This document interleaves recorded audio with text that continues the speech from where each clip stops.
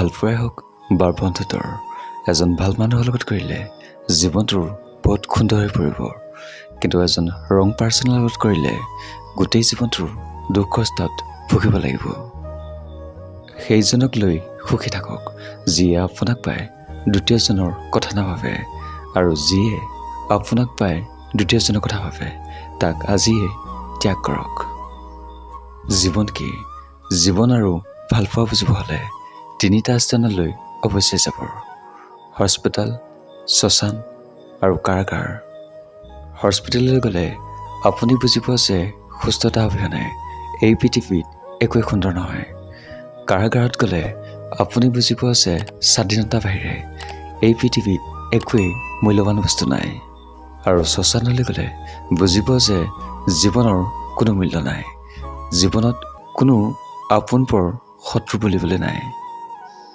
সময় আৰু আপোনজন যেতিয়া একেলগে আঘাত কৰে তেতিয়া সেই মানুহজন বাহিৰে নহয় ভিতৰিও পাথৰ দৰে হৈ যায়। এই পৃথিৱীত মন বুজা মানুহ বহুত কম পাব, কিন্তু ভুল বুজা মানুহ বহুত পাব।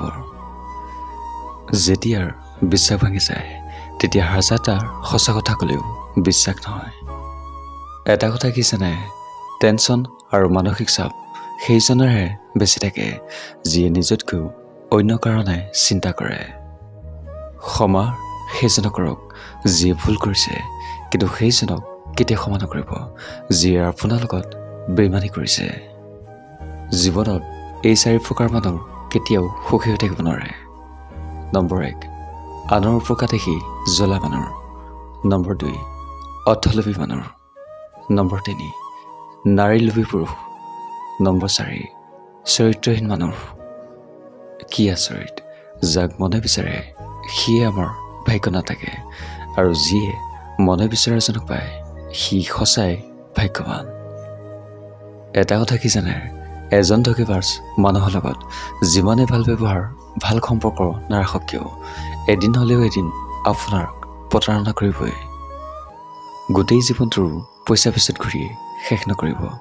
এদিন দেখিব যে আপোনাৰ বহুত পইচা হৈছে, কিন্তু সেই পইচাৰ উপভোগ কৰা পৰ্যাপ্ত জীৱন নাইকিয়া হৈ গৈছে। এটা কথা কি জানে? যিমানেই সুখী নাথাকক কিয় হেৰাই যোৱা প্ৰিয় মানুহজনৰ কথা মনত পৰিলে চকু পানী ওলায়। কাৰোবাক জোৰ কৰি সম্পৰ্ক ধৰি ৰখাৰ কোনো প্ৰয়োজন নাই। যি থাকিব বিচাৰে সি থাকিবই, আৰু যি যাব বিচাৰে সি এদিন নহয় এদিন গুচি যাবই। আপুনি কিমান শিক্ষিতৰ সেইটো গুৰুত্বপূৰ্ণ কথা নহয়, আপোনাৰ চৰিত্ৰ কিমান উন্নতৰ সেইটোহে গুৰুত্বপূৰ্ণ। জীৱনত যিমানে মায়া কমাব সিমানেই সুখী থাকিব পাৰিব, কাৰণ যাৰ জীৱনত মায়া বেছি তাৰ জীৱনত কষ্ট পৰিমাণো বেছি। যি ব্যক্তিৰ অহংকাৰ বেছি তাৰ যোগ্যতা কম, আৰু যোগ্য ব্যক্তি কেতিয়াও অহংকাৰী নহয়।